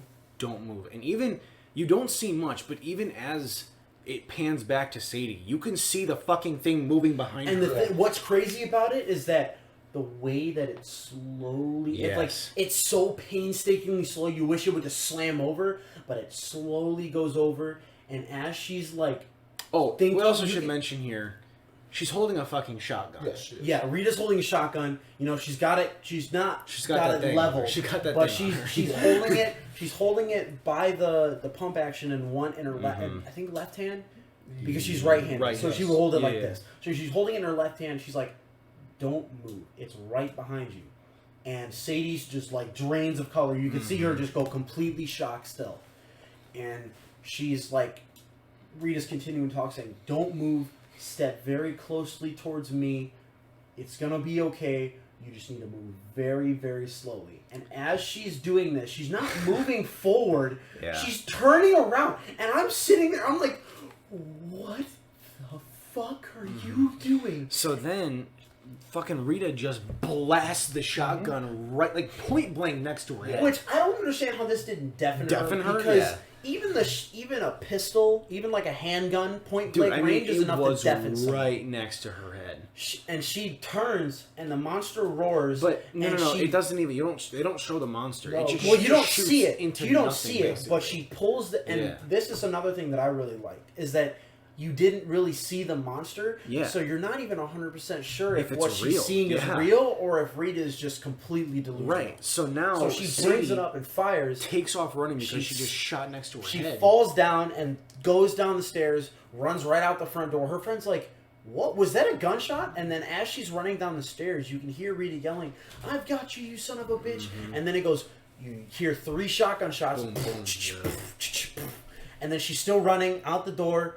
You know, and her friend's like running up to her. Is like, "Dude, what was that? Was that a gunshot?" And she's like, "We gotta go now." So they both hop in the car and leave, and it cuts. And so then we get to this really cool scene, which is definitely foreshadowing for later. We're at like the end of Act 2, so we're getting there. We're almost done. So, man, now we are at this point where Sadie comes home from the thing. She sees Sawyer. Sawyer's like, "Where the fuck have you been?" And so she's also eating a bowl of just string cheese, which is such a little kid thing to do. Yeah. So then Sawyer, Sadie's like, "I don't want to talk about it," and she runs upstairs. And then Sawyer like follows her, and she's like, "What's going on? What's wrong? What's wrong?" And then Sadie's like, "I don't want to talk about it." She like slams the door in Sawyer's face, and then Sawyer starts pounding on the door. And as she's pounding on the door, Sadie turns around and says, "I don't want to talk about it," and like screams. And as this happens, the door bursts open and the boogeyman jumps onto her. You still don't see it. It jumps onto her and it like puts something in her mouth. Oh, yeah. So then, and we're going to get back to this later. This comes back later. It puts something into her mouth. She wakes up. It's a bad dream. Oh, fuck. Right? So then, at this point now, she wakes up, though, from the dream, and she's now hearing noises coming from the room again where Lester killed himself, or he hung himself. So then, walking down the hallway, Sawyer opens the door and says, "Told you it was real," and closes the door. I just fucking love that. That was foul, by the way. Then, we get to the room. She thinks it's the boogeyman. The light's on, though, which is a big no, because as we just found out from, what was her name? Rita? Yes. So Rita just said it doesn't like light. It does not like the light. But as she was walking into the room, you look around and you see that there's nothing in the room. Mm-hmm. All the paintings, Yeah, all the it's art her mom's stuff is stuff. gone. Yeah, it's gone. Right? So now, lights on in the closet. She goes into the closet. Dad is holding a box of stuff, and he walks out of the closet, and he just, like, stares at her. And then He's just, like keeps walking. And then she's like, "What are you doing?" And he's like, he's like, "I just don't think we should have this stuff anymore." And so basically he's just planning on getting rid of their recently deceased mom's just stuff and, like, throwing it away. Like, what the hell, dude? So then, Sadie's like, "You're never around anymore. You don't listen to me. Like, whatever. Just, this family dynamic." So then, she's like, "Why didn't you tell me any of this?" And Dad's like, "Oh, well, what? I need to tell you everything now," and whatever. As he's walking downstairs with the box, she's like, "It's like you don't even care about Mom anymore." And he says, "You don't know how I feel." And she goes, "Then tell me." And they both go quiet. And then Dad just goes, "You know what? Keep it." And he just, like, hands her the box, and he's like, "Keep it." And then she was like, "Well, like, or keep what you want." And she says, "I want to keep all of it." So then Dad is like, "All right, well then take that downstairs for me." So then, like, that's the relationship that they have right now. It's really on the rocks and really not good. So she goes downstairs. She's putting her stuff away. She finds a box with rolled joints, which is pretty funny. It comes up later. There was like 2 of them. Yeah. So then she finds her old paintings and stuff. She starts writing "keep" on everything. And then she finds a camera. And the camera has old footage of her mom. She's getting emotional at this. And then later she finds... but the reason I brought up the weed is the lighter. She finds a lighter. And so then she walks over to the dark corner of this basement. She's in the basement. And now you're like, okay, well, this is like perfect boogeyman shit, right? Like, don't go in the basement. That's like number 1 rule. That's what I was saying. I was like, bruh, the thing likes the darkness. Why are you going into the dimly lit basement? Oh, and the lights don't work either, because of course they don't. Yeah. So then she's down there in the basement. She thinks she hears a noise. She goes over to the thing, and she sees a dress, but she thinks that her mom is standing right there, and you're like, what the fuck? Yeah. You know? Dude, this had Oh, me and it's tripping. another thing, too, is that she's trying to do the seance on the lighter. So she lights the lighter, and she's like, Mom, if you're here, move the flame to the left, please. She's like, I really just need to, like, feel that you're here. And she's like crying, like the tears are Yeah. streaming down her face. Like So she's not then- wailing, but you could really feel the emotion in her So voice. then, yeah, like, so that whole thing happens, and then, you know, she thinks she sees her mom. She doesn't. She turns on the light. Mom's not there. You get a kind of a weird jump scare thing here. I But didn't like it. yeah, it wasn't really like that big of a deal to me. I'm gonna speed through like the last act of this movie because we're an hour and 9 in, but we're cruising. Next day at school, she's in the bathroom stall. She's watching more footage off of the camera. Her ex-best friend comes into the room, and she's like, "Hey, what are you doing in there?" And she's like, "Nothing. Like, go away." Or she's like, "I'm peeing," or something like that. And her friend's like, "Well, okay, well, it's not like I haven't seen you pee like 1,000 times." She's like, "Well, what's going on with you? Like, why'd you go to a crackhead house? Like, why was there gunshots coming out of that house? Like, what's going on?" So then, I don't know. I pretty much she says, They like, kind of just talk, do the little best friend thing, Yeah. they reconcile. You know, Right. they said, she's like, you never want to hang out anymore. So they decide that they want to hang out. So what Yeah. they do is they invite all the girls from the friend group including over. that bitch Natalie, that has been consistently making disgustingly rude comments to the grieving daughter.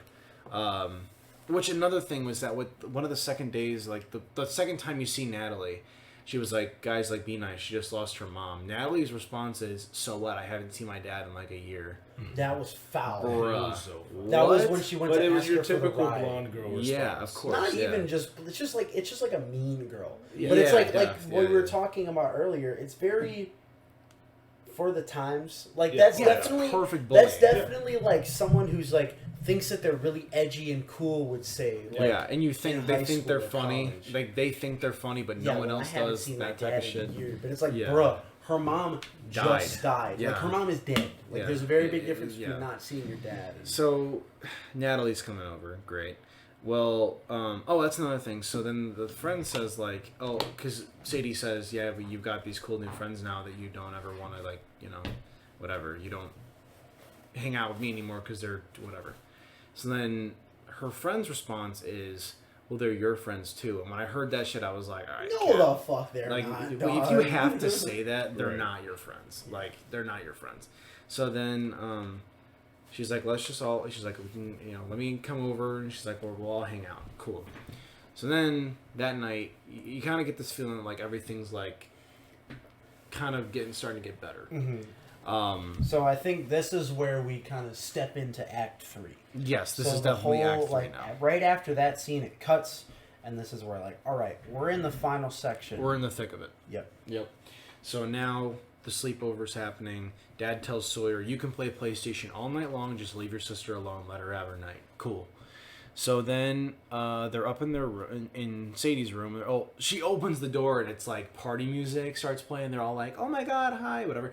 And then cut to nothing. And they're just like sitting in her room in a silence, circle yeah. in silence, and they're all like, "Cool party, dude." Like, so then the one friend goes, "So do you have like anything else to drink?" And Sadie goes, "Like more soda?" And her friend goes, "No, like alcohol." Like just dead drop pan, like no alcohol.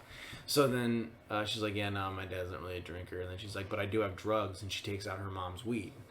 So then she's And her like, friends are all looking around. They're like, "Oh, drugs." Yeah, but then she says, yeah, it was my mom's. And then they're like, oh, like really. And then one thing that I thought was kind of weird, but also kind of funny. She was like, "Oh, I think it's okay. It's not like my mom's gonna come back for them." Yeah, that's I was what like, I thought. "Bro, why Dude, the fuck what? would you say that?" So then That was foul. So the weed thing, right? So she hands it to her friend. I forgot the friend's name, the Asian friend. Yeah, me Bethany. too. So Okay, she Bethany. hands it to Bethany. She's trying to light the lighter.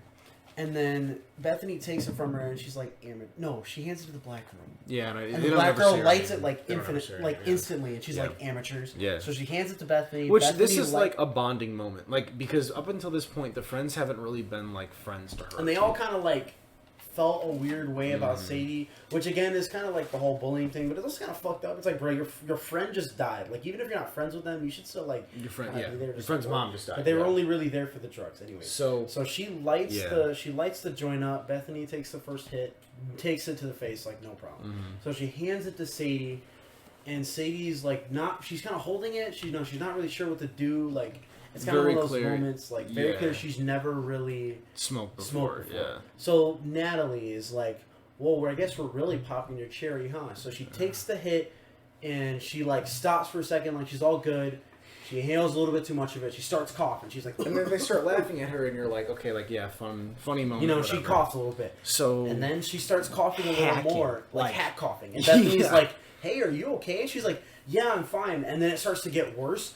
So then she stands up, and she's like, okay, like, I really need to go. So she runs. She didn't say this, but she just runs out of the room. She can't talk. Runs right to the bathroom. She starts coughing. You know, she's, like, reaching into her throat. She's not sure what's going on. All right, then, Wes, what happens?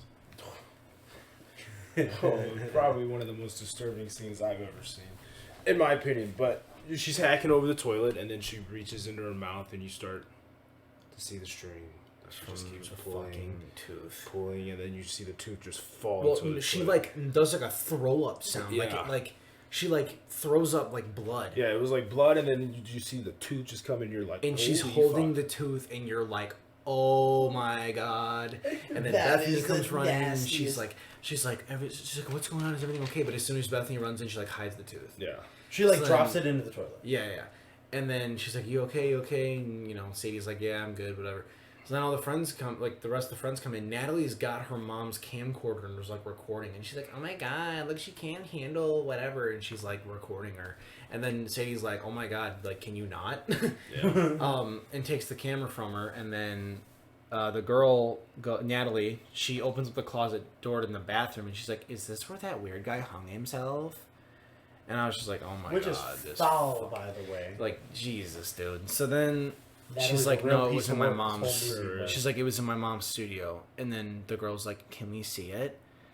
So then they take her to the closet, and there's this cool shot of, like, again, you're walking into the closet now. So now you're inside the closet, camera is inside the closet, and it opens up to see the light coming in, whatever. All the friends are standing there. And then out of nowhere, Natalie shoves Sadie into the closet and closes the door and locks it. Like she can't get out. It's pitch black in this closet, whatever. And I'm pretty sure the light is on the outside of the room, so she can't turn on the light. So now at this point, Boogeyman is like, "Yo, what's up?" You know, he's like, "Hey, let's have a conversation." So then he comes out of nowhere. She starts freaking out. She's like, "Guys, this is not a joke. Let me out." And then she ends up like. Well, this is where you get kind of like a more clearer look of the Boogeyman. Yeah. You definitely get to see a little bit more of it. And the way that it enters is really weird because it looks like it's entering out of like a hole in the wall. But there's no hole there. It's like out of the shadows. It's really cool. And the building, you see it's building. Well, first you see the eyes again. And then it like, that's why I said it's like a hole in the wall because it claws its way out of the hole in the darkness, and it goes on the ceiling, and it's sitting there like watching her freak out, and she's like grabbing on the door and shaking it and pounding on it like, dude, let me out. She's like, at this point, like, you can hear the desperation in her voice, you can see it on her face. She's freaking out, and the Boogeyman is like right behind her. It drops down onto the floor. Does it make a noise? No. Is that just the music? Yeah. Has that just been the music the whole time, and I'm just tripping? No, it definitely makes noises. Well, it does make noises later, but like. So then they eventually open the door for her. She flies out of there. Obviously, she lands on the ground. They're like, "Are you?" Bethany's like, "Are you okay? What's going on? What was in there?" So then she stands, I don't know. Natalie makes a fucking rude comment, and Sadie stands up and finally slaps the shit out of her. Like, finally. You know, she says something. Natalie says something along the lines of, "She's just crazy. She's just being dramatic. She's just being dramatic." Yeah. So she turns and she just palms her. Great shot. It was a great connection. You know, like Joe Rogan would be making commentary. I was gonna say slap. that was a good like clean. That was a moist. Will Smith couldn't even top that slap. That was good. So then now Natalie is all butthurt because she just got slapped for being a bitch. So then they end up leaving. All the friends end up leaving.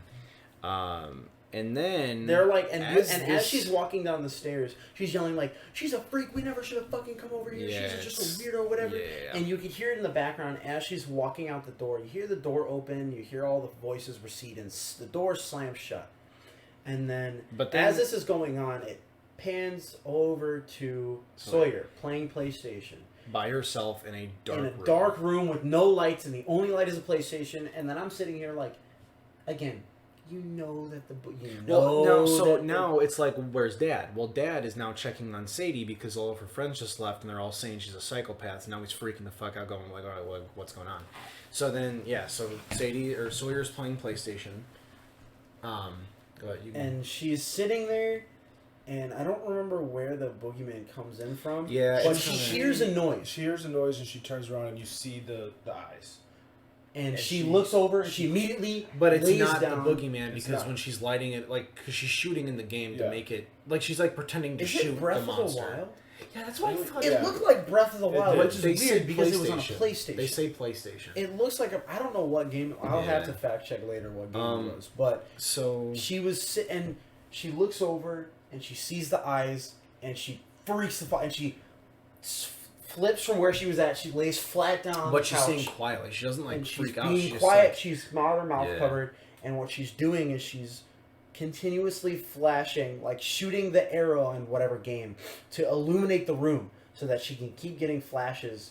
And as this is going on, periodically it shoots, right? Because there's like a load animation or whatever. So as it's shooting, you see the boogeyman walking, and it pans into an upward shot of Sawyer on the couch, and it's just out of frame, but you can see the boogeyman walking on all fours around the clock. Now we're getting to the part where you can definitely see more of the boogeyman. So you could see the appendages, and it's got hands. It's got five-finger hands. Yeah. You know, it's got feet. It's got like visible feet. It's very spindly. You know, it looks very fragile. The thing that creeps me out about this scene, the thing that creeped me out about this scene is that it's using Sadie's voice to try and lure her out, and it's going Sawyer, but its voice is all distorted. And then as it's doing it again, as it keeps talking, the voice keeps distorting because I assume that the power doesn't work as effectively either over time or just in general because she hasn't heard enough of Sadie talk. Mm-hmm. Or when Sadie's been talking, it's always screaming. So then it goes away, and so then Sawyer like kind of like recedes, and she sits up and whatever. Well, and then she's like she has her back turned, and the screen goes red, and she dies in the game because the screen goes all red. Mm-hmm. But it scared the shit out of her, so she turns around and she's staring at the TV, and she looks up, and the monster is looking at her above the TV, and it climbs over the TV.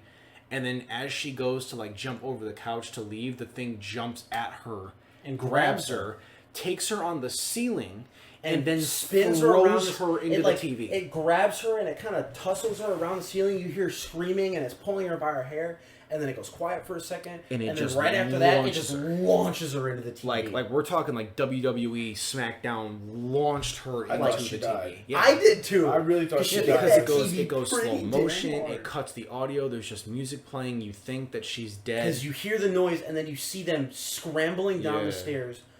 Sadie's got the wailing, crying look on her face. Her dad's freaking out. He's telling her. You can see him say like, "Call an ambulance. Call an ambulance." So then. The dad's like Sawyer, and then he's like, it does this really cool like match cut. She like wakes up and she's like, and as she wakes up, it does it at the house, and then it like as she wakes up, she's in the hospital. Really cool. That was really cool shot. So then, Sadie's there and she's like it's okay. So she's alive. She's good. She's fine. Yeah. She's like she's alive. Whatever. So then, then now Sadie's like, I saw it too. Don't worry. This is real. I'm gonna find a way to beat it. Right. Yeah. So then she goes to check on Dad. Dad is in this random room crying to himself, and then he's like, this is where they took your mom. This is the place where she died, and whatever. And so then he tells, he's like, I don't understand, like why Sawyer is like seeing these monsters, and then Sadie's like, Dad, it's like real. Like it's like she's not joking. It's real. And he's It's like, real, and I saw it tonight. so then Dad was like, okay. He's like, you know what? Then like I just, I need to ask this question. He's like, and I don't get mad. And she's like, what? And he says, were you high? And then you're like, come on, dude. Like, what the fuck? You know? And then he's like, because I smelled weed on you, and I just, like, were you high? And so then she's like, you know what, dude? Like, fuck you. And she like leaves, and she's like, I like, if you're not gonna deal with this, I am.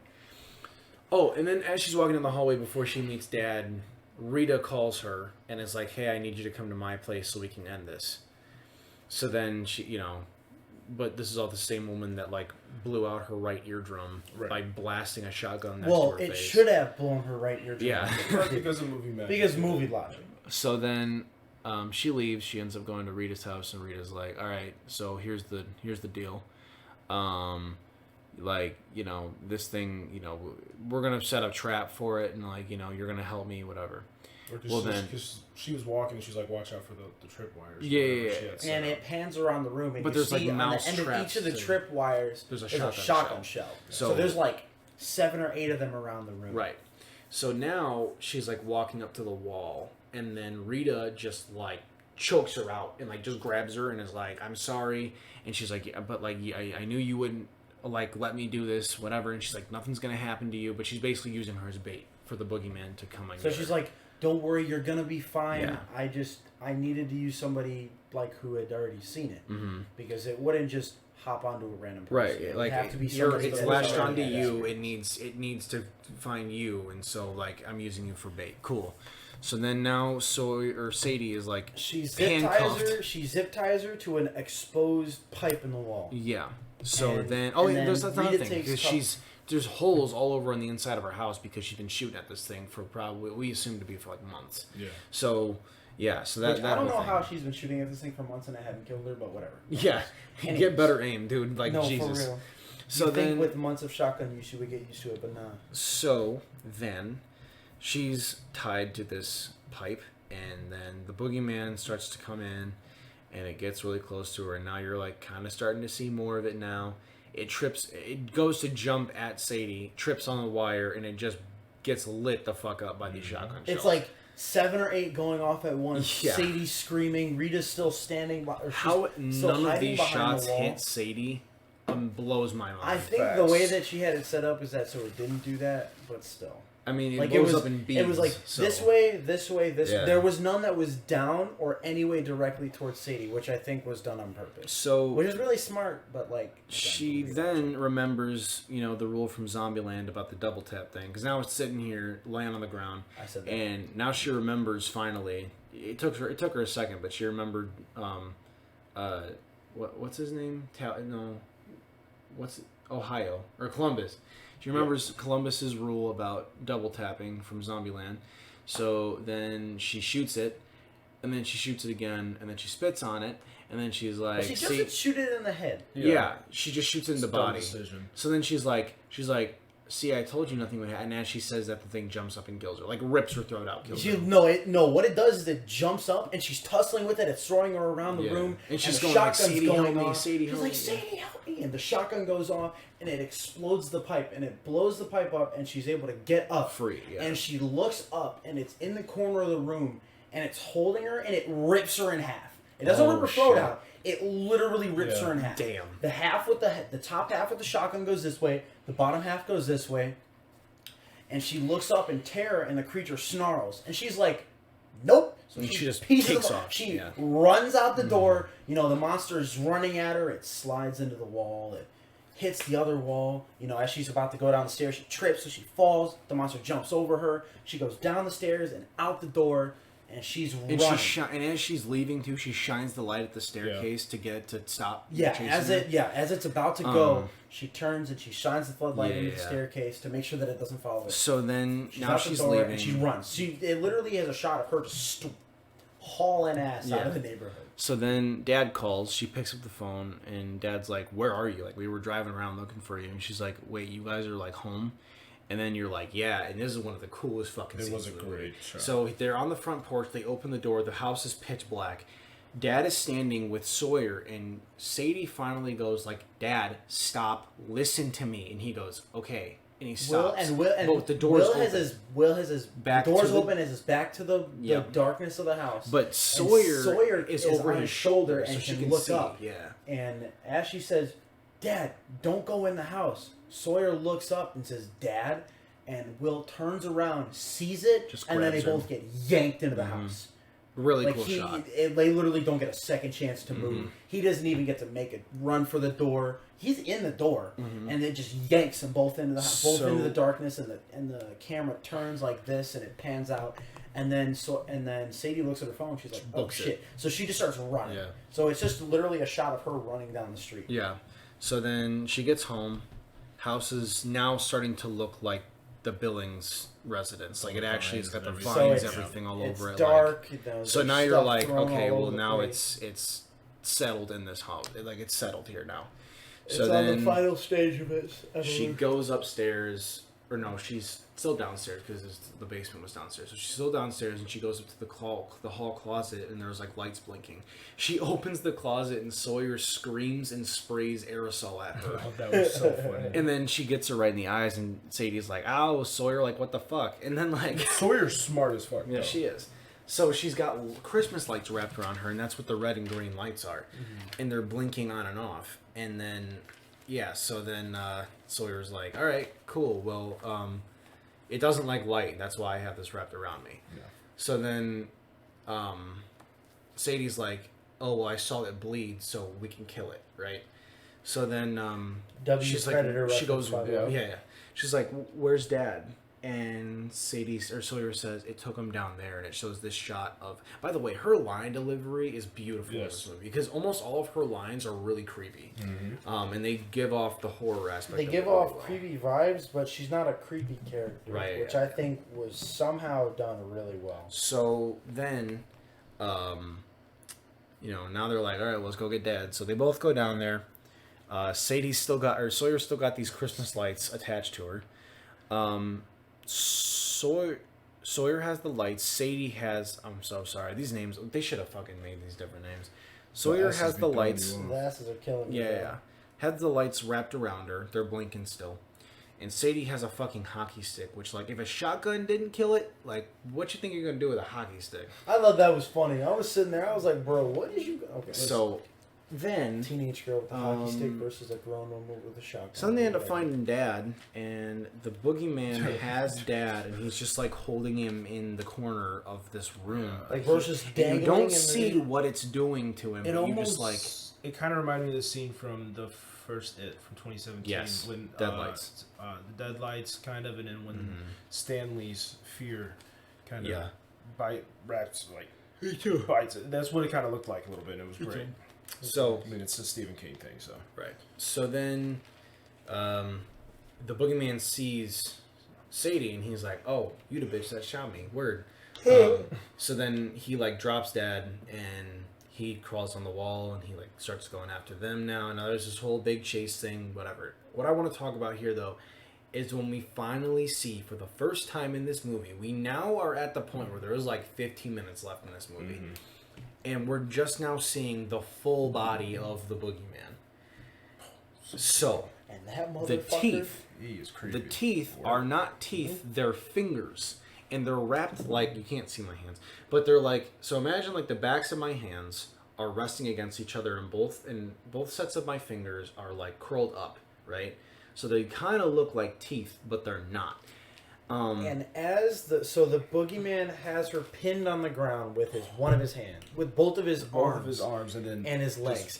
And what it does is it like dislocates its jaw, and as it's doing that, the hands are like dislocating his jaw and opening it up. And you can kind of And see there's the a inside. face Yeah. on the Inside of inside him. of his face, and I'm like, bro, Yeah. I was so And then confused. the hands that open up its mouth start reaching out at Sawyer, Mm-hmm. and they're like children hands. Yeah, they do. So then it grabs Sawyer's face, and it starts see. like it's sucking its soul out. literally like it's like Personal. it's And- like and- black essence yeah. basically. And I thought I was kind of confused as to what it was for a second, because as it's like doing this, You were this, telling like, me this soul when we were transfer leaving, though, ritual yeah. or whatever the fuck, I thought it was like taking blood or something out of her because you see the veins straining in her face as she's trying to move, and like as she's slowly starting to like lose the fight, like you see her like start becoming pale and limp, and you see like the black essence, and then her dad grabs like the stake, the piece of the hockey stick, and stabs the boogeyman in the back. Was it in the back of the head or just the back? They'll take it by his back. It was in the back. And then launches him across the room. And then it loses focus of Sadie, drops her back down on the ground. And this is what I said to Jacoby. I was like, I thought it was blood at first, but then when she let it go, like all the smoke just kind of returned back into Sadie. So I think it was more of a soul thing, and not like a blood anything like that. So it turns and it launches him across the room, and he hits the wall and then hits the thing above the wall and then below the wall and then slams on the ground. And then it's just absolute chaos in this. So now basement. Sadie's running, or Sawyer's running around with the lights, but as this happens, the lights get unplugged, so now they're left with no lights. There's darkness. It's complete just darkness. So it's, now it's the boogeyman's element. They have the lighter from Mom though. So the lighter. And also she also pulled over a box, and acetone fell out of the box. So what happens is at this point in the shot. They're all three of them are backed against the wall with the dad. Sadie's got the lighter. She's flickering it, and it flicks, and it flicks, and it goes out. And then right when the boogeyman is standing right above them, fully, you could see the whole body in the darkness. It's a massive motherfucker. The light flares up, it plays like the hopeful music. Everything turns around at this point. And she the does light like flares up, and it turns to the left, and she whispers. She's like, then, what happened? And then Sawyer sprays the aerosol, and then it catches the flame and blows on the monster. Flamethrower. And then, it's like a flame. So it's like a homemade flamethrower. So Sawyer hands it to Sadie, and Sadie is beating it back. Like she's like, die, and she's spraying the aerosol can, and it's burning the monster. And then it goes And then out. as it's back in the corner where it was originally holding her dad, where the source of the vines are, you start to hear the the aerosol can goes out. Yep. And then she's holding the flame there, and the monster's like getting back up because it realizes that the aerosol can's empty. And then out of nowhere, Sawyer runs in with the acetone can and starts splashing it on the monster. And then just think with the last defiant "fuck you," Sadie flicks the lighter, and it catches the monster up in flames. And it's got nothing. There's nothing it can do about it. Literally It's just running the whole around thing catches and in flame. and it basically basically too. When it's dying, you can hear it switching between voices. All the voices. So it's you can screaming, hear, and you can hear you Lester's hear voice, Lester. you hear Rita's voice, you hear like a child's voice. You and hear it's just Mom's screaming. voice. You hear Mom's voice. You hear Dad's voice. You hear Sawyer. You hear it's cycling through all of its voices. It's trying to do something to activate like, its survival instinct. It's trying to do something to get out of really, it. really cool. And then as the monster is burning, it catches and the house disintegrating, on fire. it starts burning the vines, and all over the vines house, start to disintegrate. Everything's coming off the wall. The music is starting to crescendo again, and then so then the house catches on fire. They take Dad outside. They watch the house burn down, and then it cuts to the next day, and they're in the grief counseling thing with that one therapist again, and they're back in that room. But now Dad is here. And he's also going into therapy, which is really good, healthy. So good job, Dad. And he basically says, I never thought I was going to have to do this on my own. And, your mom's loss, the loss of your mom, I wasn't expecting it. And it just came so quickly. And I don't know how to react to it. And something like, basically stuff like that. And just, so good bonding moment with Dad. And then they go to leave. And the doctor says, Sadie, can I see you for a second? She walks back in the room, the closet door is open, and as she walks up to the closet, the therapist walks in the room and says, "Can I help you with something?" So now we know it didn't die, it's still alive, and she pushes the closet door shut, and that's it. That's the end of the movie. That's it.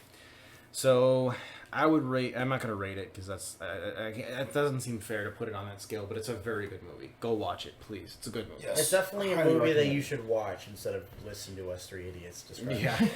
Yeah. Try to fucking butcher the hell out of the plot of this film. So and the names. Highly recommend you see it in the theater though. Yeah, please do if you can.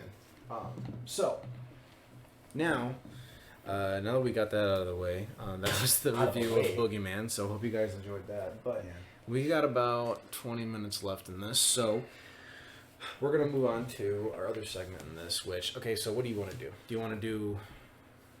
You know what? I'm gonna let Wes, because Wes, you didn't talk a whole lot during Boogeyman. So how about you go through Insidious with us? Insidious? Oh, okay. I can do that for you. So I don't like these movies. Yeah, I know you don't. I do though. They're amazing. I love these movies. So go ahead, talk us through So Insidious. we're just kind of gonna go over the new installment in the Insidious film Conjuring franchise. universe. Oh, not really Conjuring. It But- is the Conjuring universe, though. That's what it's called. It's called Insidious Red Door. This one is actually a direct sequel to Insidious Chapter 2. Okay. Insidious, what's it called? The Last Key, which was 4, and what's the third one called? Anyways, those ones were both prequels. And those ones really explore Elisa's background and the trauma in her childhood that she experiences and the demons that inflict her family. And touches a little bit on the Lambert family, but this one is set a decade after the original events. Takes place kind of when Dalton is in college, which was the original kid that got possessed. Okay. Or not possessed, but he's in a coma in the original. Now I'm new to this shit, so I don't like these movies. So You should. They're really good. They're really Bro's just not a fan. and that's okay. He doesn't have to be a fan, but they're really good. But I'm excited for it because no, let me preface this. I don't like them because I'm saying they're bad movies. That's not what I'm saying. I'm saying I know why you don't like them. I'm saying I don't like them because I actually believe in this shit. No, I'm not trying I believe in this shit too. I'm not trying to. No, You know. I get you. It's the same reason why you don't like The Nun Yeah. or any of those type of movies. Conjuring, The anything, Conjuring. yeah. But anyway, anything. continue. I just wanted to put that out there so I can get lit the fuck up by people saying whatever. Go ahead. But essentially, I'm going to give you the official synopsis of this film that Sony Pictures released. To put their demons to rest once and for all, Josh and a college-aged Dalton must go deeper into the further than ever before, facing their family's dark past and a host of new and more terrifying terrors that lurk behind the Red Door, which the Red Door, if most fans will know, has been a main thing in the Insidious franchise from the very beginning. Yeah, with that demon crazy looking guy. Yeah, Dude, the, we red-faced did demon. watch the trailer when we were watching the Boogeyman, and dude, there's a shot in that trailer that fucking looks terrifying. Yeah. It's when he's getting the CAT scan Yeah. and the whole thing goes like I'm quiet. not seeing that movie for that exact reason. Yeah, I would fuck actually all like. that. No, I would you guys actually. are gonna see it. We're all gonna No, go. we're not. Yes, we Nah, are. you- We're No, gonna we're not. enjoy it. And I'll the hold your nun- hands. It'll and be the, perfectly in fine. the nun Okay, trailer maybe too, I will. but nah, bro, fuck all of that. But actually, what's really interesting about this take, this one, James Wan, he's not directing. He's producing it. Oh, Patrick Okay. Wilson is actually making his directorial oh, I did hear about this. debut I did hear about this. I with did hear about this, this. and I'm very excited for it. Yeah, 'cause I that like sounds him. good. And it looks good from the trailers, so we'll just kind of have to wait and see. But I'm So- very excited about it. And Yeah, a lot man. of the cast is returning.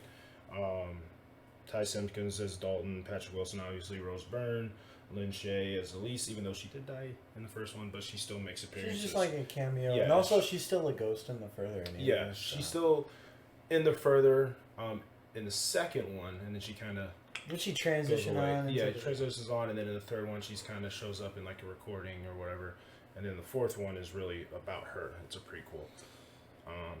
Speaking of directorial debuts, somebody else who is making a directorial debut is me. That is true. So this is actually our first time talking about this, I guess, whatever, but we, Dead Silence, are making a film, and this is the last thing I want to talk about. I guess this is just a giant ad if you want to talk about it like that, but it's we're actually in the process of making a Halloween fan film. Now, me and Wes kind of just talked about this one night when we were at the gym together, and we were like, I was telling him, yeah, I want to get back into making movies again, and then we kind of got talking, and here we are now with our project, Happy Halloween.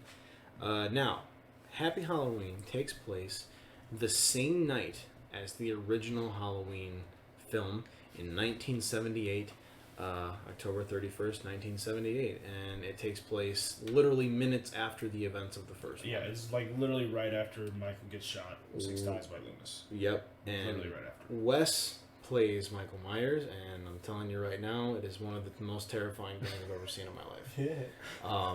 When he puts on that suit, dude, it is terrifying.